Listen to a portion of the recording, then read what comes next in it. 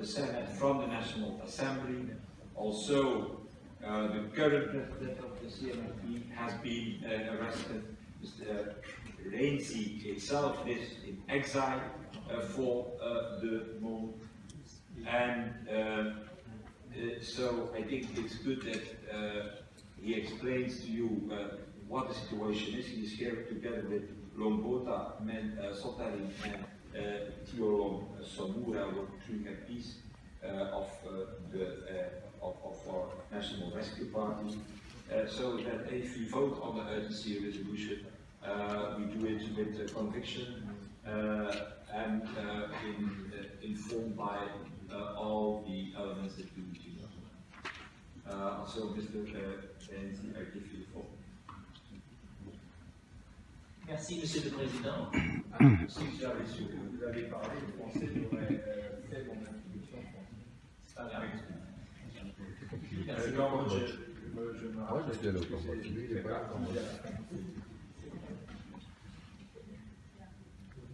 Merci, Monsieur le Président. Je tiens à remercier le groupe AD et chacun des députés européens qui ont contribué à l'élaboration et demain, je l'espère, à l'adoption d'une résolution qui sera historique pour le Cambodge. Le groupe ALDE a été la cheville ouvrière de cette résolution.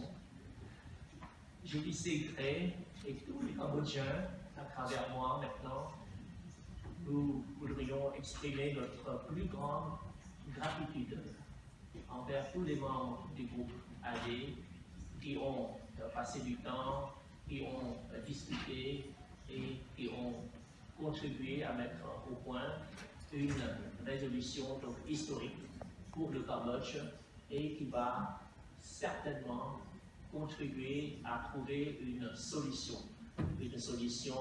basée sur le respect des droits de l'homme, le respect des principes démocratiques. Je voulais vous donner les dernières nouvelles du Cambodge. Monsieur Kum Sokha, dont le nom figure dans le titre de la résolution, est en résidence surveillée. C'est un geste purement symbolique parce que cela ne change rien sur le fond. Il a été arrêté et détenu arbitrairement pendant 1 an. Il vient d'être transféré de la prison à son domicile pour des raisons de santé, mais il n'a aucune liberté. Il n'a pas la liberté de sortir de sa maison, pas la liberté d'avoir quelque contact que ce soit avec le monde extérieur. Je pense aux diplomates, aux journalistes, aux organisations des droits de l'homme.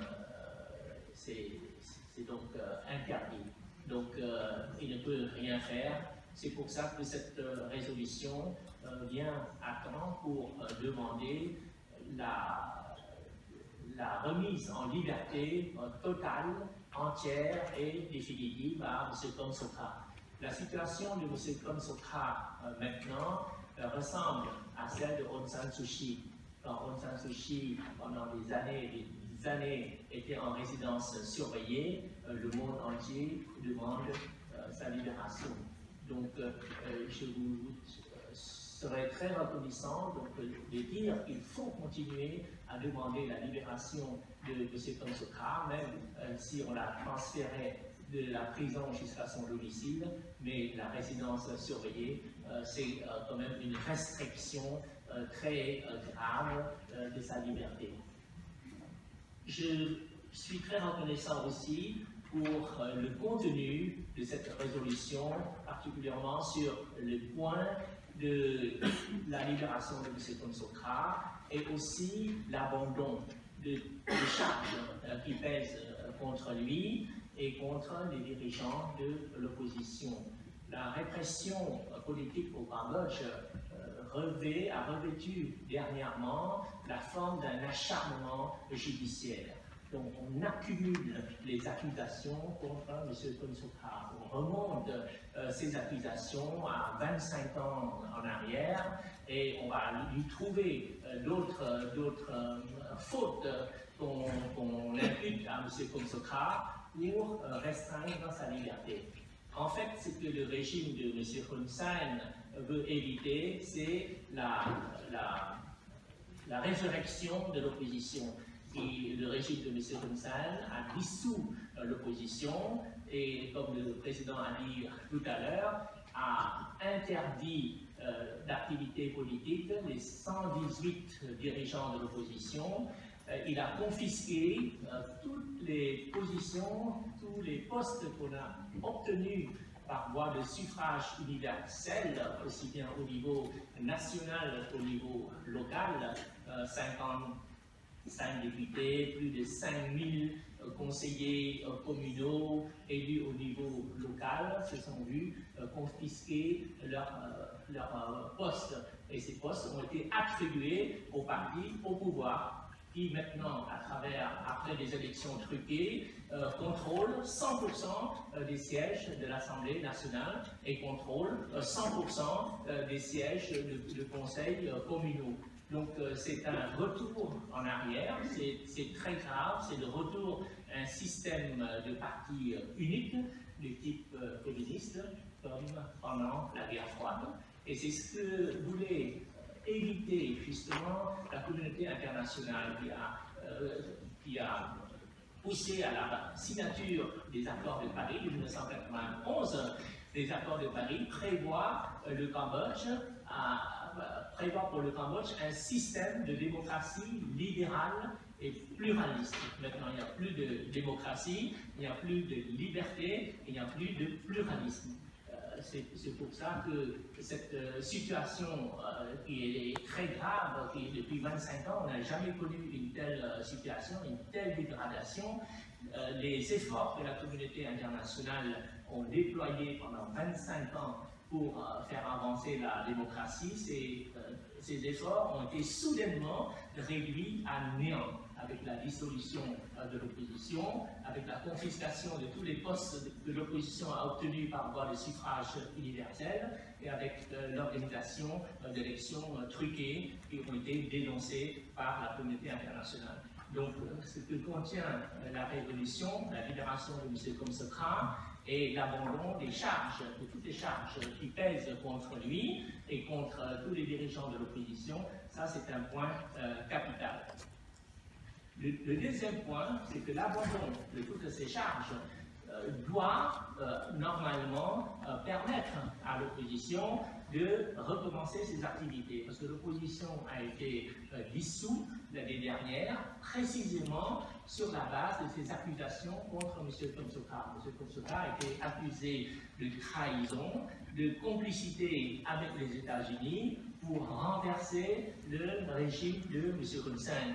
M. Konsokha, comme moi-même, d'ailleurs, j'étais président, M. Konsokha était vice-président de mon parti, quand ce parti a entretenu des relations tout à fait ordinaires avec des instituts comme International Republican Institute, National Democratic Institute, pour organiser des séminaires, des séances de formation, pour faire comprendre à la population les droits de l'homme, les élections libres, etc.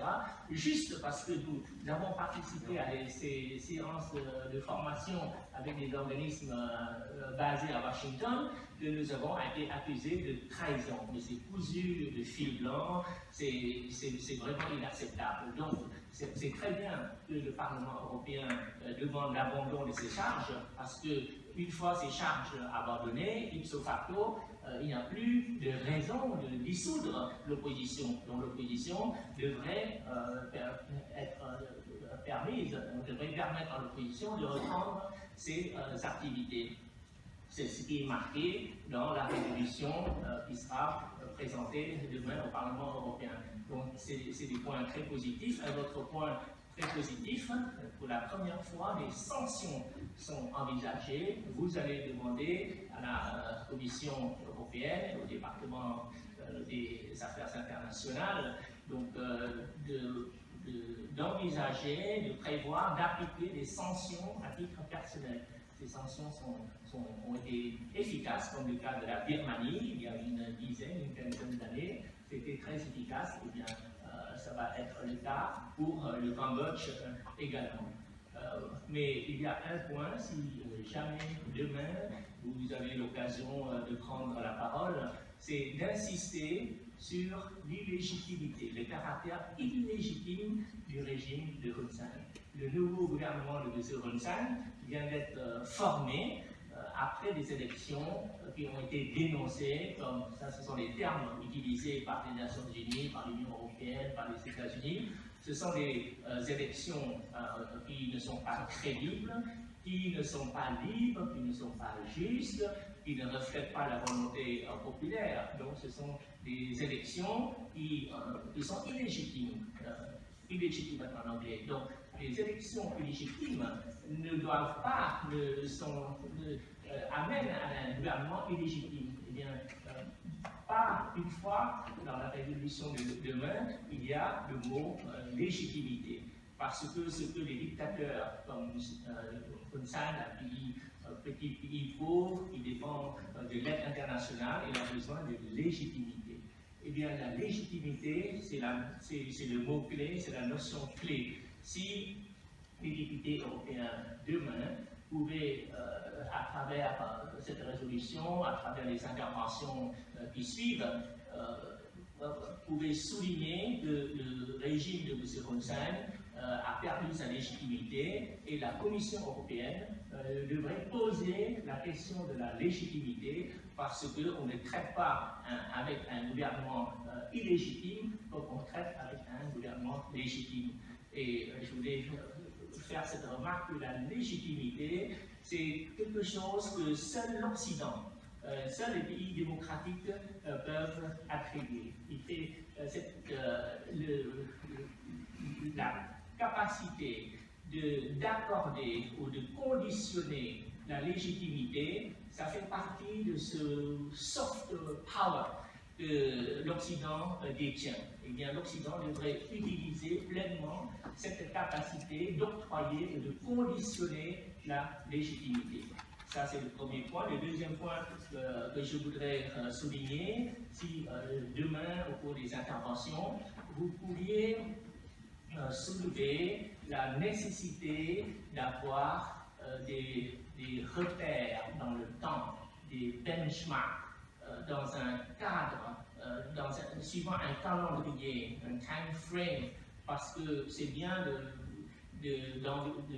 d'émettre des avertissements, de soulever la possibilité de sanctions, mais s'il n'y a pas un calendrier, le régime de M. Hun Sen cherche surtout à gagner du temps jusqu'aux prochaines élections.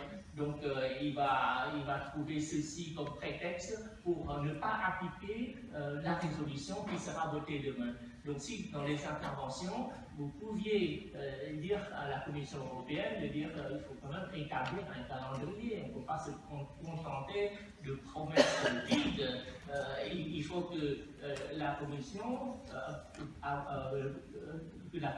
dise clairement que les sanctions vont réellement commencer si, au bout de tel ou tel délai, dans 3 mois, dans 6 mois, les mesures recommandées par le Parlement européen n'étaient pas appliquées. Donc, c'est les deux remarques que je voulais vous faire. Un, soulever les questions de la légitimité et deuxièmement, envisager des repères dans le temps pour faire appliquer les mesures que le Parlement européen va recommander demain. Merci beaucoup. Ja, voorzitter, voor de stem over de resolutie over Cambodja mag ik als tweede auteur even de aandacht op vestigen dat we een delegatie in de publiekstribune hebben uit Cambodja. De monniken en de oppositieleider van de NC. Ik wil het van harte vermelden. We move to Cambodia.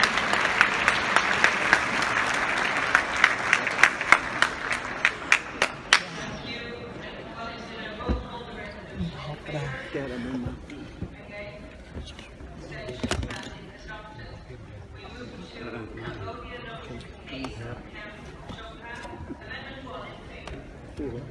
Against. Abstentions rejected. Amendment 2 in favour. Against. Abstentions rejected. The resolution as a whole in favour. Against. Abstentions adopted. Adopted, yeah.